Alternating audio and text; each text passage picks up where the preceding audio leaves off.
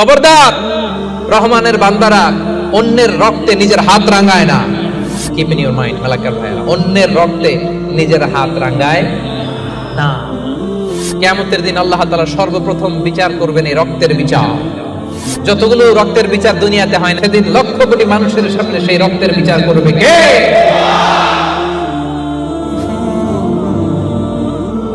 ওয়ালা ইয়াকতুলুনা আন-নাফসা আল্লাতী হারামাল্লাহু ইল্লা বিল হক। রহমানের বান্দারা অন্যায়ভাবে কাউরে মারে না, রহমানের বান্দারা হত্যা করে না, রহমানের বান্দারা কখনো খুনি হয় না, ঠিক না? ওয়ালা ইয়াকতুলুনা আন-নাফসা আল্লাতী হারামাল্লাহু ইল্লা বিল হক। খবরদার, রহমানের বান্দারা অন্যের রক্তে নিজের হাত রাঙায় না। Keep in your mind Malakar ভাইরা, অন্যের রক্তে নিজের হাত রাঙায় না। ওয়ালা ইয়াকতুলুনা আন-নাফস, আল্লাহ নাফস শব্দ ব্যবহার করেছেন। প্রাণ হত্যা করে না, মানুষকে মারে না। রহমানের বান্দারা কোন প্রাণ হত্যা করে না, মানুষকে মারে না, প্রাণ বিনাশ করে না। এর কারণ মানুষ সব বানাতে পারে, প্রাণ বানাতে পারে না। কথা বলেন, মানুষ কম্পিউটার বানাতে পারে, মানুষ রকেট বানাতে পারে, মানুষ প্লেন বানাতে পারে। মানুষ কি তার মতো আরেকটা মানুষ বানাতে পারে? যেটা আপনি পারেন না এটারে আপনি শেষ করবেন কেন? যেটা আমি বানাতে পারি না সেটা আমি কেটে নিতে পারি?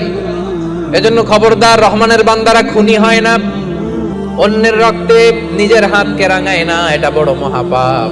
রব্বুল আলামিন কালামুল্লাহ মাজিদে ইরশাদ করেন, মান কাতালা নাফসান বিগাইরি নাফসিন আও ফাসাদিন ফিল আরদি ফাকান্নামা কাতালান নাসা জামিআ ওয়া মান আহইয়াহা ফাকান্নামা আহইয়ান নাসা জামিআ। যে ব্যক্তি একজন মানুষকে হত্যা করলো সেজন্য গোটা বিশ্বের সবাইকে হত্যা করলো, আর যে ব্যক্তি একজন মানুষের প্রাণ বাঁচিয়ে দিল সেজন্য গোটা বিশ্বের সব মানুষের প্রাণ বাঁচালো। পড়েন সুবহানাল্লাহ। কি সুন্দর ইসলাম! দেখেন, আমাদের জান, আমাদের সত্তা, আমাদের নিরাপত্তার কথা ইসলাম কতটা ভেবেছে। এটা মহাপাপ।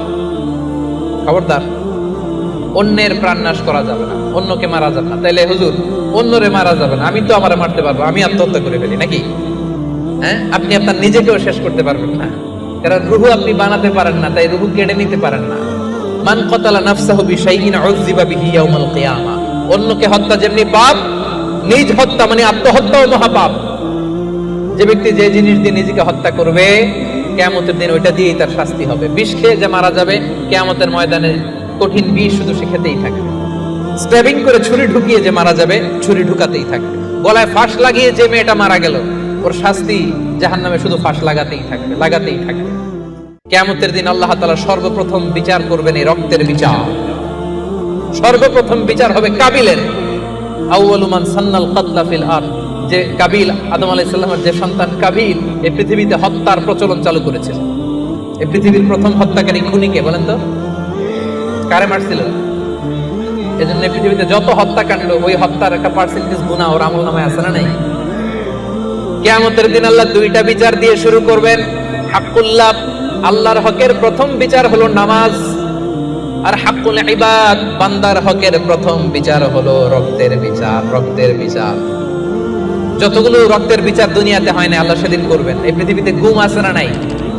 বাংলাদেশের নিউজে শোনেন না, গুম করে ফেলছে, খুন করে ফেলছে, বস্তাবন্দি করে ফেলে দিয়ে আসছে। আহা, দুনিয়ার কেউ দেখে নাই, কোনো প্রমাণও নাই।